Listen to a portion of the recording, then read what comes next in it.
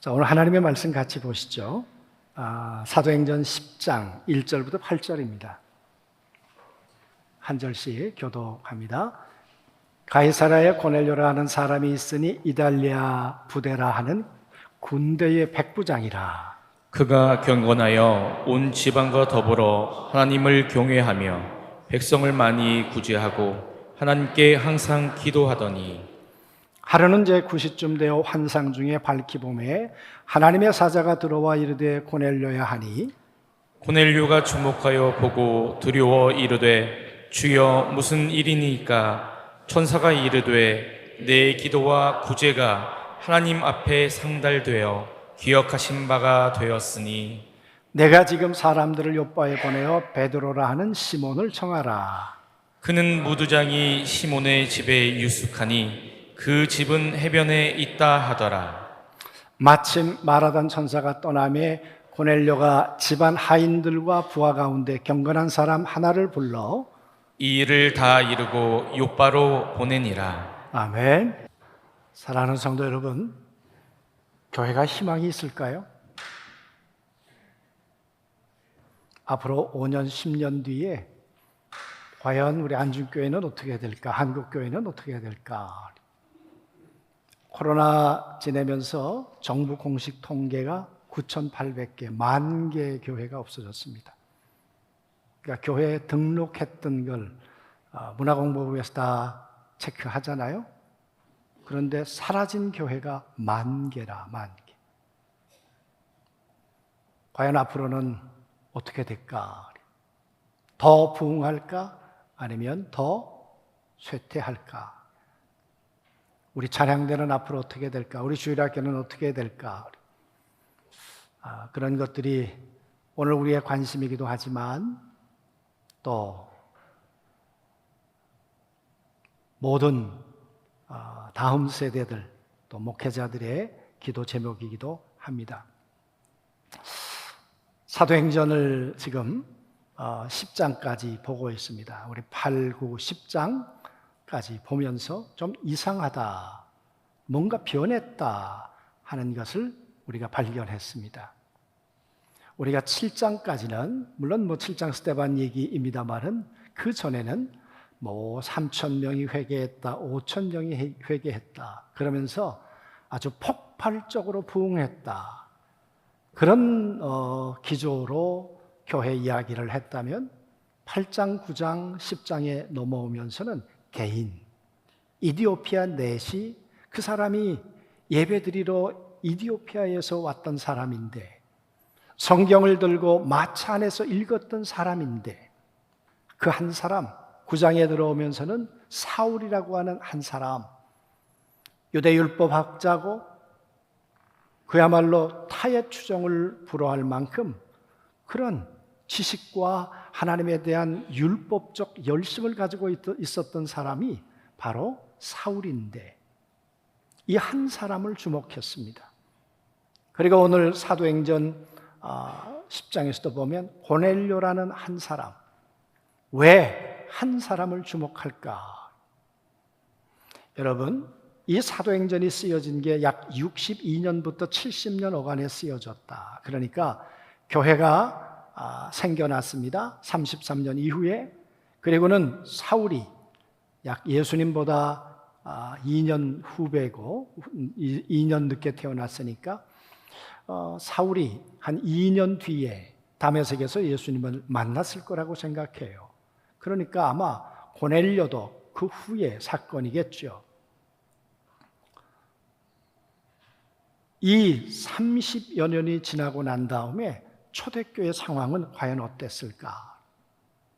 우리가 3,000명이 모였어? 몇 명이 모였어? 라고 하는 숫자, 그것도 굉장히 의미가 있었는데 그런데 보니까 그 3,000명 가운데 아직도 거듭나지 못한, 아직도 예수가 누군지를 모르는 사람들, 유대교에서 들어왔지만 아직도 예수가 불분명한 사람들, 그런 사람들은 없었을까 그 말이에요. 그래서 이디오피아 내시처럼 그렇게 열심 있는 예배자였지만 예수를 몰랐다. 사울은 그렇게 율법의 스승이고 가르치는 자였지만 그런데도 불구하고 사울은 예수가 누군지를 몰랐고 영접하지 아니했다. 오늘 고넬료 어떤 사람입니까? 이달리아 군대 백부장입니다. 뭐 부족할 게 뭐가 있겠습니까? 그가 사는 것은 가이사랴. 가서 보면 옛 왕궁터가 바닷가에 얼마나 아름다운 곳에 지어졌는지 그 대리석이 한 타일이 아직도 이 지중해 바다에 아래 깔려 있더라고요. 그 가이사랴에서 부족함이 없었을 사람인데 이 사람이 유대교인이 된 것 같아요.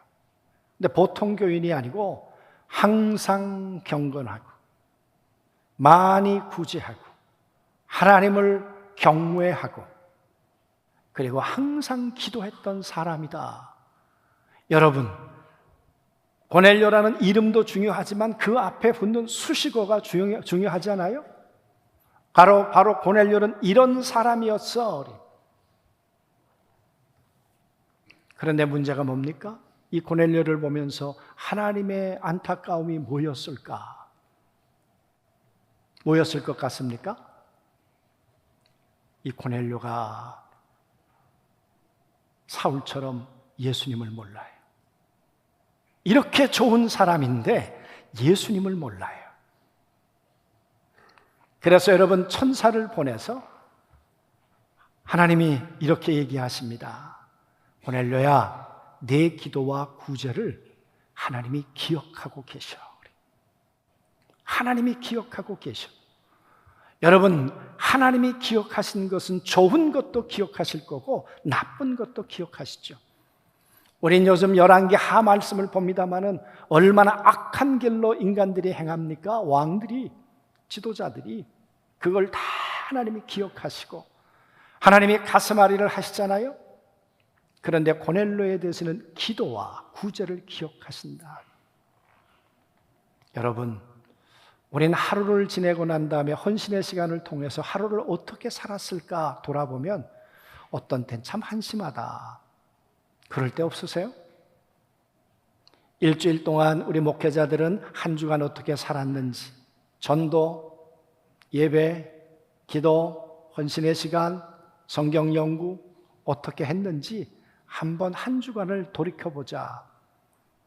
저는 그럴 때마다 꼭 드는 생각이 있습니다. 드는 노래가 있습니다. 난 참 바보처럼 살았군요. 저는 매주 그 점검을 할 때마다 난 참 바보처럼 살았군요. 어떻게 매주 잘 살아보려고 마음을 다짐하는데도 내 기억 속에 다시 돌이켜보면 기억하고 싶지 않은 낭비와 허비와 잘못된 결정과 이런 것들이 얼마나 많은지 모르겠어요. 그런데 여러분, 내가 날 기억해도 부끄러운 게 많은데 하나님이 나를 기억해 주시면 얼마나 부족한 게 많겠습니까? 그런데 오늘 하나님께서 고넬료를 보시면서 고넬료의 기도와 고넬료의 구제를 기억하고 계셔. 상달돼서 하나님이 접수하셨어.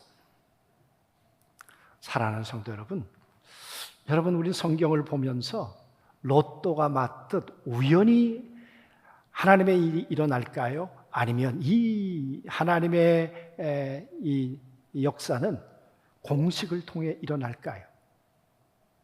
어떻게 생각하세요? 하나님의 일이 어쩌다가 일어난다면 로또 맞는 거겠죠. 그러나 하나님의 일정한 법칙으로 일어난다면 과연 어떤 방법으로 일어날까? 어쩌면 그걸 지금 말하고 싶은 것 아닐까요? 30여 년 전에 이런 고넬료와 같은 사람이 있었는데 이제 60여 년경 초대교회가 어쩌면 30여 년이 지나면서 교회가 변질되었는지 모르지요. 사도들도 점점 죽어가고 있고 사도들이 떠나면서 이제 하나님의 말씀을 전해주는 것도 약해졌고 그러다 보니까 고넬료처럼 하나님의 말씀을 갈망하며 말씀으로 살아가는 사람들, 그런 사람들이 기억 속에서 점점 사라져가는지 모르죠. 그래서 어떻게 교회가 오늘 여기까지 오게 되었는가? 그건 하나님이 고넬료 같은 사람, 베드로 같은 사람을 통해서 초대교회를 이렇게 만들었어. 그리고 여기까지 우리가 온 거야. 그리고 어떻게 해야 다시 교회는 하나님의 역사를 이루며 이 세상 가운데 파장을 일으킬 수 있을까? 여러분, 그런 이야기 아니겠습니까? 말씀드렸던 것처럼 코로나를 지내면서 한국 교회가 많이 어려워졌습니다. 교회 숫자도 그렇지만 교회를 떠나는 사람들도 많이 있었습니다. 점점 주일학교는 줄어가고 있습니다. 물론 인구가 출산율이 적으니까 그럴 수 있겠죠. 그래서 낳아야 된다는 거예요. 적어도 여러분, 그럴 수 있겠지만 그러나 그렇다고 해서 우리는 손 놓고 있을 건가? 어떻게 교회가 다시 일어날 수 있을까? 오늘 사도행전 10장은 어쩌면 그 말씀을 그 당시에 그리고 오늘 우리에게 하고 싶은 이야기는 아닐까 그 말이죠. 여러분, 하나님 기억 속에 고넬료를 잊지 못할 일들이 있었습니다. 그게 그의 기도와 구제와 그의 삶의 모습이었습니다. 그랬던 이 하나님께서 이렇게 말씀하십니다. 가서 고넬료야 베드로를 청해 오너라. 욥바에 있느니라. 여러분, 약 40km 정도 됩니다. 그러니까 걸어서 이틀 거리입니다. 갈 수 있겠죠. 그런데 여러분, 이방인이 유대인의 집에 갈 수 있었을까요? 이방인이 유대인의 집에 오면 받아들일까요? 나중에도 베드로가 얘기합니다. 이게 위법인 줄 압니다. 여러분, 이스라엘 백성들이 가지고 있는 전통이에요. 관습이에요. 그리고 성경에 이방인과 함께 그렇게 함께 식탁을 나누고 그러지 않았단 말이에요. 성경을 근거로 그랬는데 여러분, 가면 받아주겠는가? 또 갈 수 있겠는가? 이 이야기를 들으면서 고넬료가 하나님 그거 말도 안 되는 이야기입니다. 이방인 간다고 베드로가 올 일도 아닙니다. 그렇게 얘기를 해야 되는데 오늘 보니까 경건한 사람 하나를 보내요. 그러니까 그냥 사람 가면 안 될 것 같으니까. 여러분, 우리 주인 되시는 고넬료가 어떤 사람인 줄 알고 기쁨으로 달려갈 사람을 지금 욥바까지 보내는 거예요. 그래서 보십시오. 요파로 갔더니 이튿날, 그러니까 40km 정도 된다는 거예요. 그들이 길을 가다가 그 성에 가까이 갔을 때 그때 베드로가 기도하려고 지붕에 올라가니 그 시각은 제6시더라. 여러분, 지금 하나님께서 베드로 고넬료를 통해서 사람을 보내라 열심히 가고 있어요. 그런데 이제 카메라 앵글이 베드로에게로 가는 거예요. 베드로가 지금 기도하러 올라가고 있어요. 그런데 기도하러 올라갔는데 갑자기 하나님이 환상을 보여주시는 거예요. 보자기에다가 하나님의 율법에 먹지 말라고 하는 그 짐승들을 가득 채워놓고 이렇게 말씀하세요. 베드로야, 잡아먹어라. 아니, 말도 안 되죠. 그러니까 베드로가 저는 하나님 한 번도 이 부정한 것을 먹어본 적이 없습니다. 내가 이래도 유대인입니다. 베드로가 옳지요. 그래서 이렇게 말했죠. 주여, 그리할 수 없습니다. 아무리 하나님이시지만 이건 말이 안 되는 명령이십니다. 두 번째 똑같은 그림을 보여주셨어요. 세 번째 똑같은 그림을 보여주셨어요. 여러분, 베드로가 한 번도 아니고 3번 보여주시니까 고민되지 않았겠어요? 여러분, 이 이야기가 어떻게 진행될까 그 말이에요. 17절에 보면 베드로가 본 바 환상이 무슨 뜻인지 속으로 의아해 하더니 이게 무슨 그림이야 도대체. 마침내 고넬료가 보낸 사람이 시몬의 집을 찾아 문 밖에 서서 똑똑 노크를 했다는 거죠. 불러 묻되 베드로라는 시몬이 여기에 유숙하느냐 하거늘 베드로가 환상에 대해서 생각할 때 성령께서 그에게 말씀하시되 두 사람이 너를 찾으니 일어나 내려가라 의심하지 말고 함께 가라 내가 그들을 보내었노라. 똑똑 문소리가 나더니 그 사람들 두 사람이 들어와요. 그랬더니 그때 그 순간에 성령께서 말씀하시는 거예요. 베드로야 내가 보냈어. 의심하지 말고 저 사람 붙들고 따라가. 여러분 이방인이에요.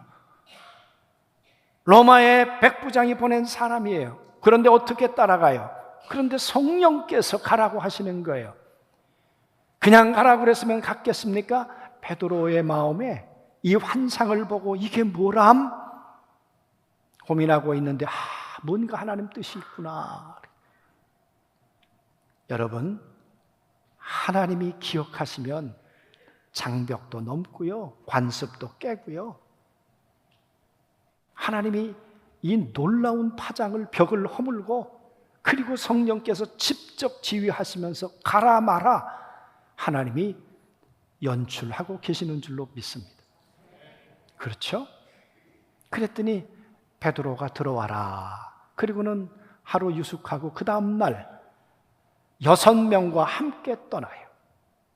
그러니까 이스라엘 사람들 6명과 함께 거기서 온 사람들과 함께 이제 가이사랴로 올라가게 되었다 그 말이에요. 올라가는데 카메라가 또 어디를 가고 있는가? 고넬료의 집을 비추고 있는 거예요. 고넬료는 가면 같이 오겠냐? 베드로가 오겠냐? 그랬을까요? 오늘 고넬료가 이렇게 하고 있었대요. 이튿날 24절에 가이사랴에 들어가니 고넬료가 그의 친척과 가까운 친구들을 모아 기다리니 그래. 그 이야기는 올 걸 믿었다는 거죠. 대단한 사람들이죠. 하나님이 내게 환상으로 말씀하셨다면 반드시 오도록 만드실 거야. 그리고는 친구들을 일가 친척 모아가지고 베드로가 올 거니까 우리가 우리 집에서 부흥회 하자고. 안 오면 얼마나 망신이. 그런데 여러분 기다리고 있는 거예요. 오신다는 거예요. 올 거라는 거예요. 그러고는 베드로가 그 집에 들어왔어요. 들어왔을 때 고넬료가 어떻게 했을까요? 오늘 말씀에 이렇게 기록되어 있어요. 마침 베드로가 들어올 때 고넬료가 맞아 발 앞에 엎드려 절함이. 아니 여러분 백부장 앞에 베드로가 절을 해야죠. 생각해 보세요. 그러잖아요. 아니 저 갈릴리 촌놈 어부가 들어오는데 백부장이 거기다가 절을 해요. 얼마나 절을 하는 게 심상치 않았으면 이렇게 말합니다. 나도 사람이야. 무슨 신을 대하듯 그렇게 절할 수 있는가? 일어나시오. 그래서 베드로가 고넬료를 일으켜 세웠다는 거 아니에요? 그러면서 베드로가 이렇게 말합니다.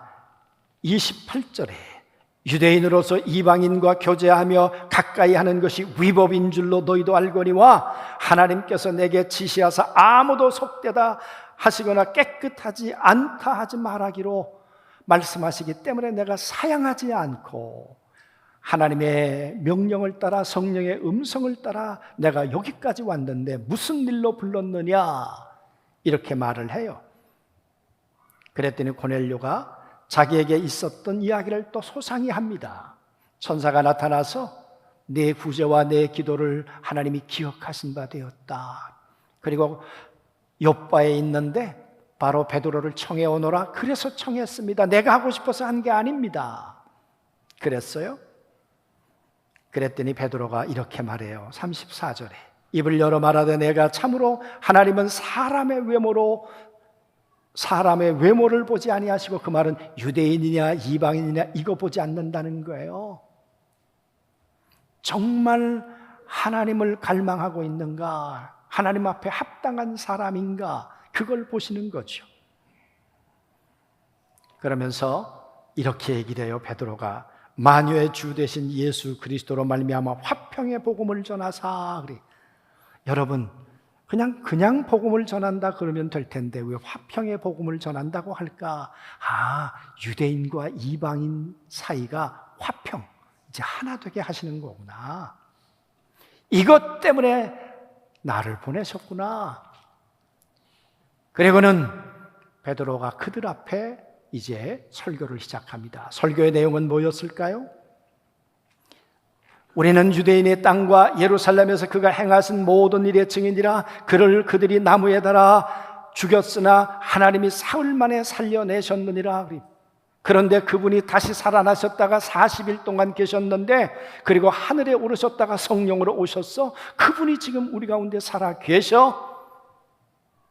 내가 유대인이고 훌륭한 사람인 것 하나님이 기억하시지만 한 가지, 예수가 누군지를 몰라. 아직 예수를 그리스도로 영접하고 하나님의 거룩한 영으로 거듭난 하나님의 사람은 아니야. 약 초대교회가 30년 정도 지나고 난 다음에 5만 명이란 그리스도인이 됐다고 생각해 보자. 그 가운데 쭉저기는 없었을까요? 그 가운데 아직 거듭나지 못한 무정란은 없었을까? 그 말에 생명 없는 그리스도인은 없었을까? 누가는 아니지. 바울도 거듭나야 돼. 이디오피아 네이시도 예수님을 만나야 돼. 고넬료도 예수님을 만나야 돼. 그래야 하나님의 나라 백성이 되는 거지. 사랑하는 성도 여러분, 오늘 우리 한번 돌이켜보자고요. 우리는 예수님을 구주로 고백하고 우리가 날마다 우리는 그리스도인입니다라는 고백을 우린 믿음으로 하고 있습니까? 아니, 왜 이렇게 또 조용하세요? 확신이 없으세요? 만약 그렇다면 오늘 예수 그리스도를 구주로 영접하고 하나님의 자녀가 되어야 합니다. 여러분, 베드로가 이 설교를 했어요. 그래야 죄 사함을 받습니다. 이 말씀을 들을 때 성령이 그들 가운데 내려오시니 그들이 방언도 하고 하나님을 높임을 같이 왔던 사람들이 확인하게 되었다. 그 얘기 아니에요? 이방 사람들도 예수 그리스도의 복음을 받아들였더니 그들이 성령의 세례를 받고 방언도 말하고 하나님의 위대하심을 찬양하게 되었다. 여러분, 이게 어떻게 이런 일이 벌어졌을까요? 하나님이 기억하셨기 때문에. 여러분들을 하나님이 어떻게 기억하실까요? 여러분, 저를 어떻게 기억하고 계실까요? 30여 년 전에 대강교회를 주일날 예배드리기 전에 수요일날 한번 와서 제가 첫 설교를 할 때 이 본문 가지고 설교를 했습니다. 교회는 이런 베드로가 있어야 합니다. 이런 고넬료가 있어야 합니다. 제가 베드로라면 여러분이 고넬료가 되어야 교회가 되는 것입니다. 건물이 있다고 교회가 아닙니다. I love church는 건물을 사랑하라는 게 아닙니다. 예수를 믿고 거듭난 사람, 고넬료. 여러분, 베드로에게 어부였지만 그의 가슴 속에 있는 것은 예수 그리스도, 하나님의 아들인데 이 땅에 오셨다가 십자가에 죽고 그리고 3일 만에 살아나셨다가 성령으로 다시 오신 예수, 이 예수가 그리스도요. 이 예수를 믿어 죄 사함을 받고 이제는 사망에서 생명으로 옮긴다는 이 복음을 전할 수 있는 베드로가 있어야 한다는 거죠. 왜 I love church, I love pastor를 해야 합니까? 한국교회가 다시 살 수 있는 길이 뭡니까? 이 베드로, 복음에 사로잡힌 사람, 예수 그리스도를 증언할 수 있는 이 베드로 같은 목회자가 다시 살아나야 한다는 거예요. 뿐만 아니라 고넬료처럼 내가 하나님의 말씀을 듣기 위해서 사람 앞에 있는 것이 아니라 하나님 앞에 있습니다. 말씀을 듣겠습니다. 그래서 말씀을 들을 때마다 하늘로부터 거룩한 성령의 운행하심이 있는 그 역사가, 그 파장이 일어날 때 교회는 2000년 전이나 지금이나 하나님의 능력과 하나님의 기적이 될 줄로 믿습니다. 아멘. 오늘도 그렇죠, 여러분.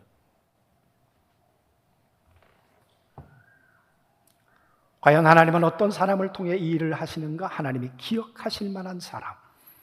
우린 지난주, 지지난주 2주 간증 집회를 했습니다. 우리 지난 주간에 이번 주 금요일 날 우간재 장로님이라는 분, 우리 교회 장로님 아니시고 고잔 교회 장로님이셨죠. 그 장로님이 저하고 있고 우리 모일 때도 우리 금요일 날도 간증을 했습니다만 그분 내용은 이런 거죠. 내가 막내 아들로 태어났는데 어머님이 돌아가셨어요. 불행하게 자랐어요. 그러다가 화상을 입었는데, 사도 화상을 입었는데 너무 가난해서 그 화상을 치료할 돈이 없었대. 그 흉한 모습으로 사람을 만날 수가 없어서 늘 폐쇄적인 삶을 살았겠죠. 그러다가 어느 날 31살에 전도를 받고 교회를 갔는데, 교회를 갔더니 이게 하나님의 품이구나, 이게 아버지의 품이구나, 그렇게 눈물이 나서 주일 예배, 모든 예배를 한 번도 빠져본 적이 없고, 그분이 그렇게 얘기하세요. 목사님, 저는 예배의 90% 이상 눈물 없이 지금도 예배를 드려본 적이 없습니다. 저는 지금도 예배를 드릴 때마다 눈물이 마르지 않습니다. 하나님의 사랑을 생각하는데 어떻게 눈물이 안 날 수 있습니까? 아니, 제가 부끄러웠습니다. 그리고 31살에 처음 신앙생활을 하고 45세 장로교회에서 수석장로가 됐습니다. 교회에 어려운 일이 있었는데 내가 있으면 오히려 목사님이 어렵겠다. 그래서 조용히 저 시골의 고잔교회로 오게 됐습니다. 그리고 그렇게 얘기하더라고요. 제가 31살에 자전거에다가 가구를 배달하면서 시작하면서, 하나님, 저도 마음껏 주를 위해 일할 수 있도록 하나님 저를 사용해 달라고 기도했겠죠. 지금은 가구점이 3,000평이래요. 그리고 1년 매출이 200억이래요. 그분이 그렇게 얘기했어요. 목사님, 제가 배운 게 있습니까? 아무것도 없습니다. 그분이 이렇게 얘기했어요. 저한테, 저는 목사님들의 많은 사랑을 받았습니다. 그분의 삶을 보며 저는 I love church, I love pastor. 정말 사랑도 받고 그리고 사랑도 주고. 여러분, 교회가 교회 될 수 있는 건 뭡니까? 목회자가 성도 사랑하고 성도는 목회자 사랑하고. I love church, I love pastor 운동은 다른 거 아니에요. 다시 이 본질을 회복해 가자는 거예요. 그래서 고넬료는 고넬료가 되고 베드로는 베드로가 될 때, 하나님은 오늘도 하나님의 역사를 이루어 가실 줄로 믿습니다. 그렇게 하기 위해서 하나님 말씀하십니다. 내가 기억할 만한 사람인가? 이번 주에 읽고 있는 책 가운데 짧은 책이에요. 시골교회 목회 이야기. 2년 반 동안 목회를 하고 목사님은 딴 곳으로 가셨습니다. 그런데 2년 반 동안 그들에게 시골에서 젊은 청년들에게 성경을 가르쳤는데 50년이 지나서 그들이 어떤 사람이 되었는가? 대학 교수가 되고 대학 교수 부인이 되고 어느 교회 장로가 되고 어느 교회 권사가 되고. 그래서 고넬료가 있고 베드로만 있으면 이런 파장은 10년, 20년, 30년, 50년이 되어서 아름다운 파장으로 우리 가운데 일어나게 된다. 할렐루야, 아멘. 그런 의미에서 사랑하는 성도 여러분, 이제 10월 달부터 우리가 I love church, I love pastor 이 시간들을 가질 텐데, 함께 회개해 주시고 함께 기도하시면서 정말 이 안중교회가 이런 하나님의 기억하실 만한 교회, 하나님의 역사를 이루어가는 교회, 그런 교회가 꼭 되실 수 있게 되기를 주의 이름으로 소원합니다. 아멘.